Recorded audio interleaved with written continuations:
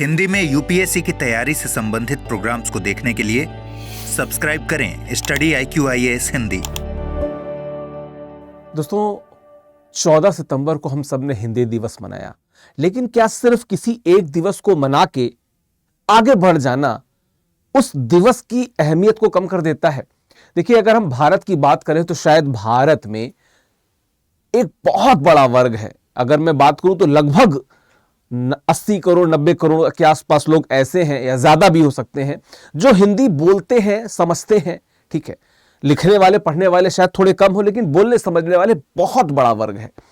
लेकिन जब भी हम हिंदी की बात करते हैं ना, तो हम अक्सर फिल्मों की तरफ बहक जाते हैं, या कुछ थोड़े बहुत उपन्यास जो हमारे सामने आते हैं, हम उन तक ही अपनी निगाह दौड़ा पाते हैं।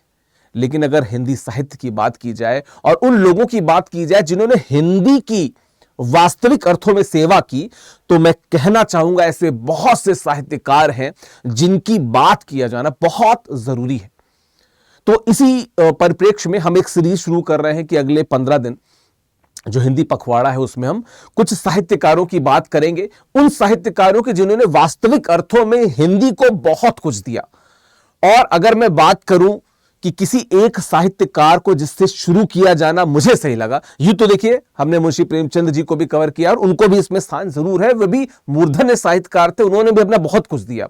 लेकिन शायद एक जो हुक उठती है ना, मैं इलाहाबाद से बिलोंग करता हूं और इलाहाबाद में अपने अंतिम जीवन को देखने वाले मूर्धन्य साहित्यकार सूर्यकांत त्रिपाठी निराला, जिन्हें महाप्राण निराला कहा जाता है, उससे मैं इसकी शुरुआत कर रहा हूं। देखिए, उनकी प्रसिद्ध कविता भी है कि वह तोड़ती पत्थर देखा मैंने उसे इलाहाबाद की पथ पर, वह तोड़ती पत्थर।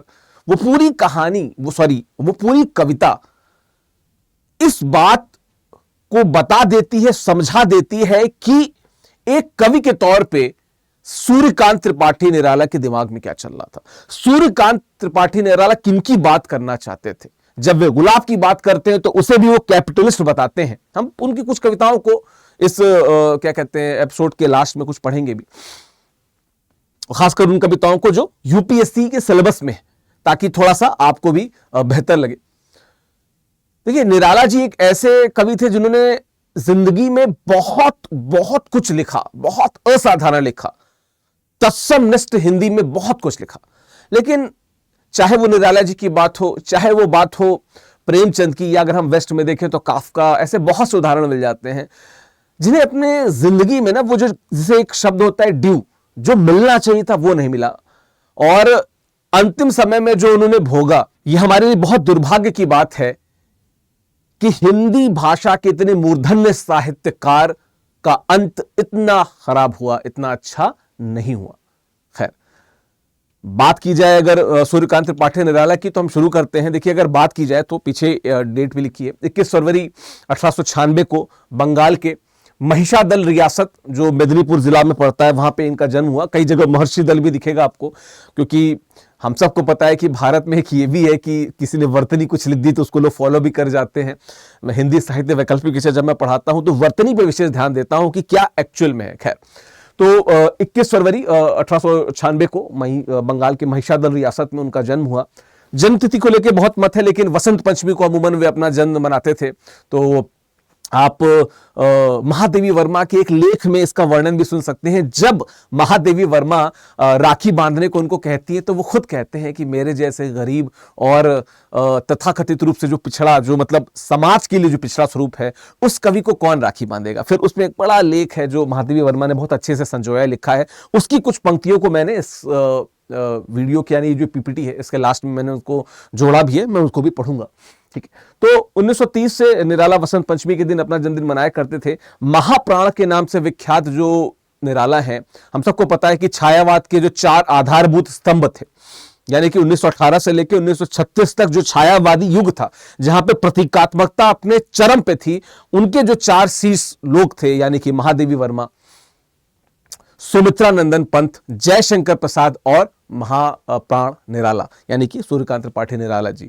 तो निश्चित तौर पे भारत में जो कवित्व का जो कुछ अगर टॉप 3 बोला जाए तो शायद छायावाद उसमें आएगा। और छायावाद के जिसे कहते हैं कि निचोड़ के रूप में आप महाप्राण निराला यानी कि सूर्यकांत त्रिपाठी निराला को पढ़ सकते हैं, समझ सकते हैं। और जो हिंदी साहित्य का स्टूडेंट होगा वो निश्चित तौर पे उसके दिमाग में भी ये बातें इको कर रही होंगी कि जब मैं छायावाद में निराला की बात करता हूं तो बहुत अलग कहीं खड़े होते हैं। खैर, सरोज स्मृति के बाद जो दुख उन्होंने वहां पे वर्णित किया साहित्यकारों को के लिए, माफ कीजिएगा, साहित्यकारों के लिए, कि वे कैसे इन कविताओं को साइट कर देते हैं, उसकी भी बात हम करेंगे। खैर, तो देखा जाए तो उनकी कीर्ति का आधार सरोज स्मृति, राम की शक्ति पूजा और कुकुरमुत्ता सरीखी लंबी कविताएं हैं जो उनके प्रसिद्ध गीतों और प्रयोगशील कवि कर्म के साथ रची जाती हैं।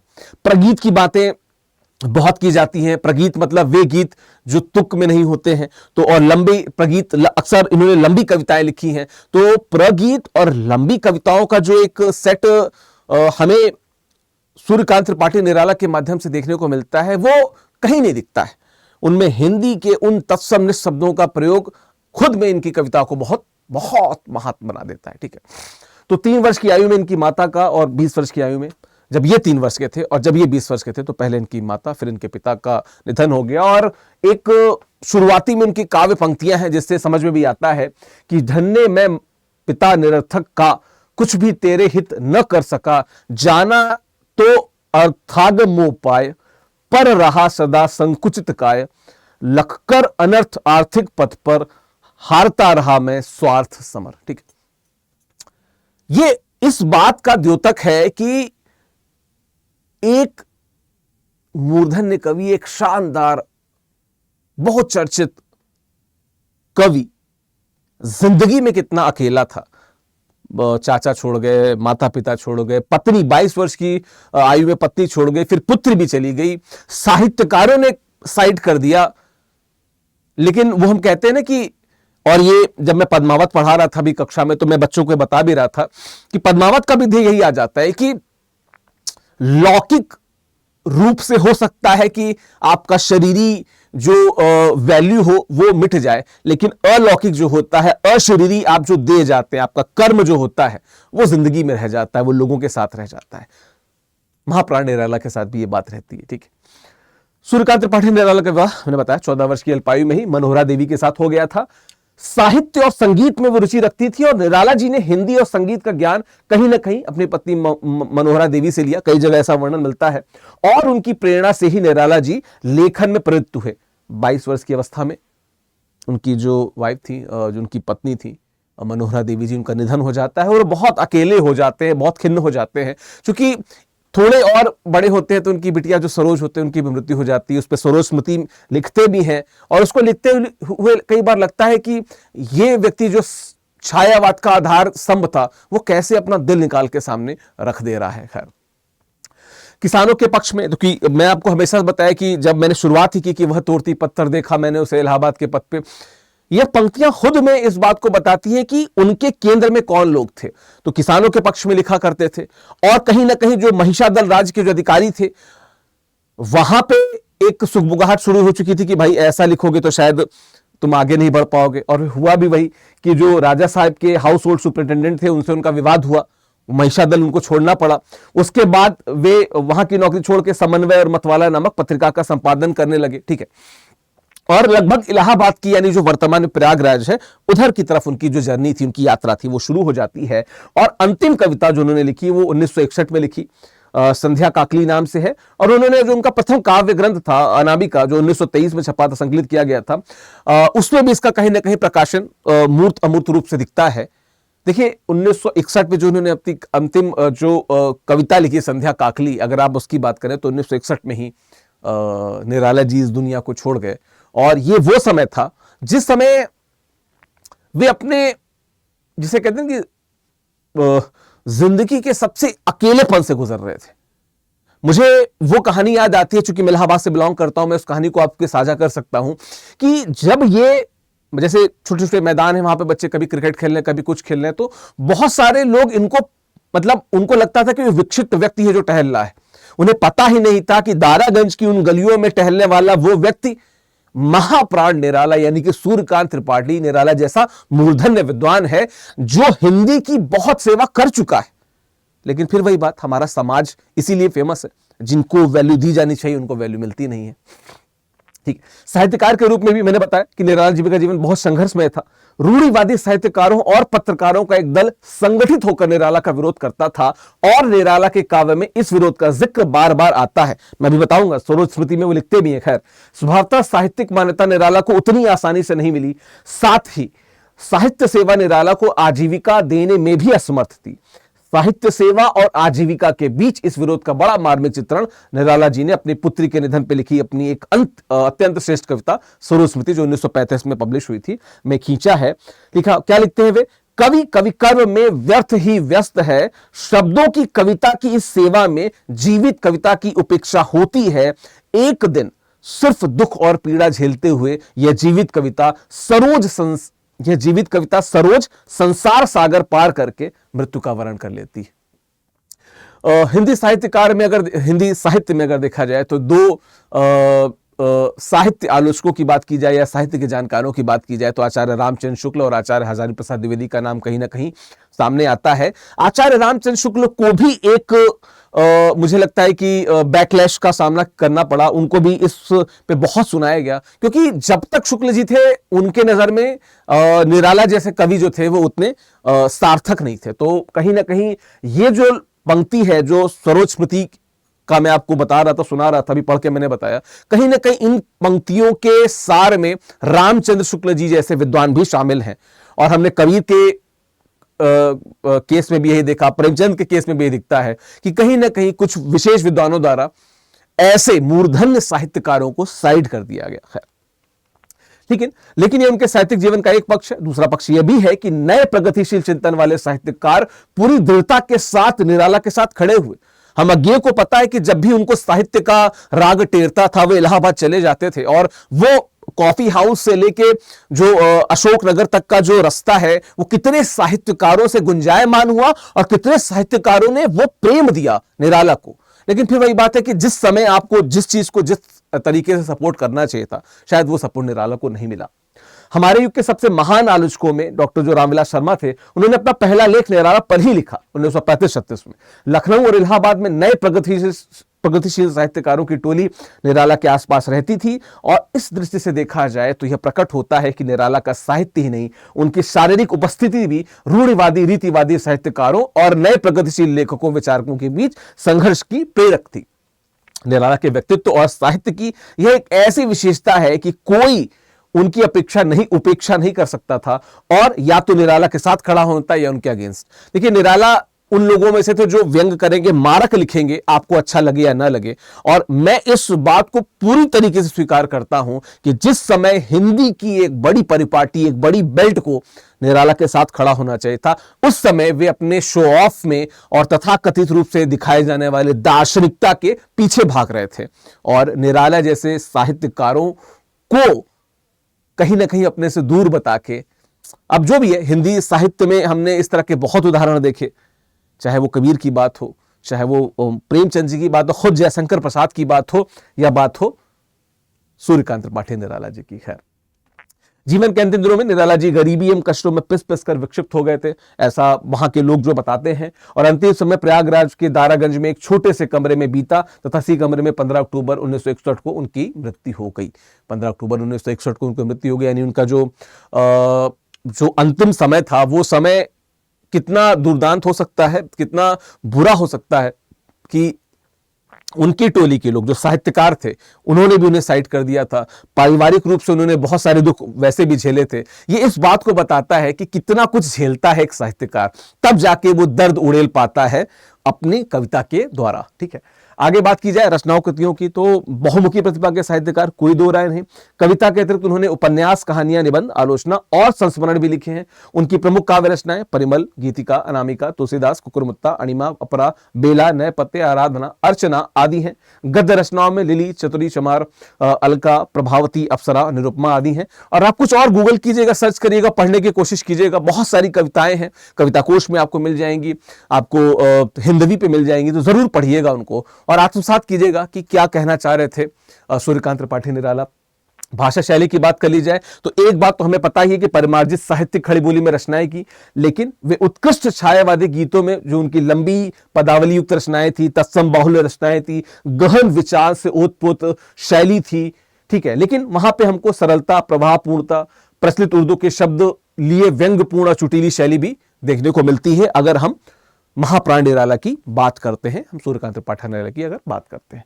और देखा जाए तो निराला जी ने मुक्त छंद का आविष्कार किया। निराला जी के काव्य में उपमा, रूपक, उत्प्रेक्षा, अतिशयोक्ति, मानवीकरण, ध्वन्यात्मकता तथा विशेषण, विपर्यय आदि अलंकार प्रचुर मात्रा में देखे जाते हैं। उनकी रचनाओं में आग है, पौरुष है, परंपराओं के प्रति विद्रोह है। और कुल मिलाकर अगर देखा जाए तो निराला जी हिंदी के क्रांतिकारी कवि थे। वर्ण विषय, भाषा भाव, शैली, छंद, अलंकार, गति, लय आदि की दृष्टि से निराला जी का काव्य भी उतना ही निराला था जितना उनका नाम, जितना उनका प्रभाव साहित्य में हमें दिखता है। ठीक है, तो लास्ट में मैं ये उस उन पंक्तियों को लिख रहा हूं जो खुद महादेवी वर्मा जी ने लिखी थी निराला जी के लिए। मैं पढ़ देता हूं वर्बेटिम। जीवन की दृष्टि से निराला जी किसी दुर्लभ सीप में ढले सुडौल मोती नहीं है जिसे अपनी मूर्धन्यता का साथ देने के लिए स्वर्ण और सौंदर्य प्रतिष्ठा के लिए अलंकार रूप चाहिए। वे तो अनपढ़ पारस, अनगढ़ पारस के भारी शिलाखंड हैं। न मुकुट में जड़कर कोई उसकी गुरुता संभाल सकता है और न पदत्राण बनकर कोई उसका भार उठा सकता है। वह जहां है वहीं उसका स्पर्श सुलभ है। यदि स्पर्श करने वाले में मानवता के लौह परमाणु हैं तो किसी और से भी स्पर्श करने पे वह स्वर्ण बन जाएगा। पारस की अमूल्यता दूसरों का मूल्य बढ़ाने में है। उसके मूल्य में न कुछ जोड़ सकता है न घटा सकता है। बिल्कुल वे पारस पत्थर थे हिंदी साहित्य के लिए, जो हिंदी साहित्य से जोड़ के उन्होंने हिंदी साहित्य का मूल बनाया, का जो मूल्य था वो बढ़ाया। बाकी निराला जी का मूल्य कोई क्या बढ़ा सकता था। यहाँ पे एक शब्द है जहाँ पे महार्दता लिखा है, मैंने से मूर्धन्यता इसलिए पढ़ा क्योंकि खुद उस लाइन में कई जगह उन्होंने महार्दता और मूर्धन्यता को आसपास करके लिखा है महादेवी वर्मा जी ने। तो ये निराला जी के महात्म्य को बताता है। और फिर उनकी जो कविता बड़ी फेमस यूपीएससी में है भी सिलेबस में हिंदी साहित्य के, कुकुर मुत्ता उसकी पंक्तियां कि एक थे नवाब फारस से मंगाए थे गुलाब, बड़ी बाड़ी में लगाए देशी पौधे भी उगाए, रखे माली कई नौकर गजनवी का बाग मनहर, लग रहा था एक सपना जग रहा था, सांस पर तहजीब की गोत पर तरतीब की, क्यारियां सुंदर बनी चमन में फैली घनी, फूलों के पौधे वहां लग रहे थे खुशनुमा। बाकी ये लंबी कविता है तो इसे आप खुद से भी पढ़िएगा, पूरी पढ़ने का हमारे पास समय नहीं है। कुछ उसकी जो बहुत फेमस जो दो चार पंक्तियां फेमस हुई उसको मैं पढ़ देता हूं कि अबे सुन बे गुलाब भूल मत जा, भूल मत जो पाई खुशबू रंगो आब, तूने अशिष्ट डाल पे इतराता है कैपिटलिस्ट। जो मैंने शुरुआत में बताया कि कहां तक उनका व्यू पॉइंट था वो सब उस संरचना में आपको दिख जाता है जहां पे कुकुरुपुत्ता में मैंने बताया। बाकी राम की शक्ति पूजा, शायद से अगर मुझे 2-3 सर्वश्रेष्ठ कविताओं में चुनना पड़े तो मैं राम की शक्ति पूजा को जरूर चुनूंगा, क्योंकि मुझे लगता है कि एक शिक्षार्थी के तौर पे, एक स्टूडेंट के तौर पे भी मैंने इस कविता से बहुत कुछ सीखा है। और जब ये छायावाद के कवि कहलाते हैं तो एक बात समझना होगा कि प्रतीक क्या है। शायद से राम वे क्रांतिकारी थे, सीता भारत माता थी और रावण कौन थे, अंग्रेज थे। और उस प्रतीकात्मकता को दिखाते हुए कविता मैं इसकी जो मुझे सबसे फेमस, जो सबसे मुझे अच्छी पंक्तियां लगती हैं कि शक्ति की करो मौलिक कल्पना, करो पूजन, छोड़ दो समर जब तक न सिद्धि हो रघुनंदन, तब तक लक्ष्मण है महावाहिनी के नायक, मध्य भाग में अंगद, दक्षिण श्वेत सहायक। बाकी इस पूरी कविता को जरूर आप पढ़िएगा, आप सबसे रिक्वेस्ट है कि इनको जरूर पढ़िएगा। बाकी मैं बताता चलूं कि स्टडी आईक्यू 10 साल पूरे हो चुके हैं, 10 साल बेमिसाल हम लोग क्या कहते हैं मना भी रहे हैं यहाँ पे, तो आपको डबल वैलिडिटी मिलेगी। प्लस आप studyIQ.com विजिट करके हिंदी साहित्य वैकल्पिक विषय लें या हमारा प्रतिज्ञा प्लस बैच लें, दोनों में ही आपको डबल वैलिडिटी मिलेगी। प्लस आपको जो कोर्स है उसमें बहुत छूट भी मिलेगी। वो छूट जानने के लिए studyIQ.com विजिट कीजिए, विकास लाइव कोड जरूर प्रयोग कीजिएगा ताकि आपको मैक्सिमम छूट मिले। ये कोड याद कर लीजिएगा StudyIQ में। और जब मैं हिंदी साहित्य की बात बता रहा हूं तो 13 सितंबर से बैच वैसे शुरू है, लेकिन इस बैच में कक्षाएं लगभग 7 से 8 दिन बाद शुरू होंगी, तो लगभग अगले 10 दिन इस बैच में एडमिशन होगा। तो देर मत कीजिए, अभी विजिट करिए studyIQ.com और हिंदी साहित्य के इस बैच से जुड़ सकते हैं, प्रतिज्ञा प्लस बैच से जुड़ सकते हैं। प्रतिज्ञा प्लस बैच में खास बात क्या है, ये हिंदी साहित्य बैच में भी है कि आपका प्रीलिम्स हो जाएगा तो आपके पूरे पैसे हो जाएंगे वापस मतलब जो आपकी जो कोर्स में आपने पैसा दिया था, आप कॉम्बो में लेते हैं, अलग से P2I लेते हैं या वैकल्पिक विषय लेते हैं, तो आपके पूरे पैसे वापस हो जाएंगे जो आपने फीस दी। साथ में ये प्रतिज्ञा प्लस बैच के साथ खास बात है कि हर हफ्ते आप 11,000 रुपए का पारितोषिक जीत सकते हैं। यानी कि हर हफ्ते जो हमारी टेस्ट सीरीज है उसमें आप अपियर हुए और अपियर होकर अगर आप टॉप करते हैं तो वहां पे आपको 11,000 रुपए का पारितोषिक मिलेगा हर हफ्ते। और प्रथम पुरस्कार जो प्रतिज्ञा बैच में है वो घोषित भी हो चुका है। तो आप देर ना कीजिए, विजिट कीजिए studyIQ.com और आप हमारे डबल वैलिडिटी ऑफर यानी कि 10 साल बेमिसाल धमाका सेल का लाभ उठाइए जो 15 सितंबर तक ही रहेगी। और ये प्रतिज्ञा प्लस बैच 19 सितंबर से शुरू हो रहा है, सुबह 8 बजे का बैच है। हिंदी साहित्य बैच जो है वो 13 सितंबर से वैसे शुरू हो चुका है कहने को, लेकिन 10 दिन तक इसमें एडमिशन चलेंगे। ठीक है, लगभग 9-10 दिन बाद ही कक्षाएं इसमें प्रॉपर तरीके से शुरू होंगी। 5वां बैच है ये प्रतिज्ञा का, ये 3रा बैच है। आपकी फीस इसमें वापस हो जाएगी और लगभग 400 रुपए इफेक्टिवली प्रति मंथ का कॉस्ट आएगा।